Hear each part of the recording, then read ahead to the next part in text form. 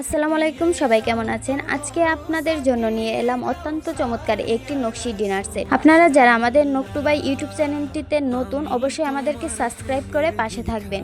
যারা ডাইনিং টেবিলে একটু ভিন্ন ধর্মী এবং কালারফুল লুক পছন্দ করেন তাদের জন্য এই সেটটি একদম পারফেক্ট। 32 পিসের প্যাকেজে যা যা পাবেন, 11 ইঞ্চি সাইজে ডিনার প্লেট পাবেন 6 পিস।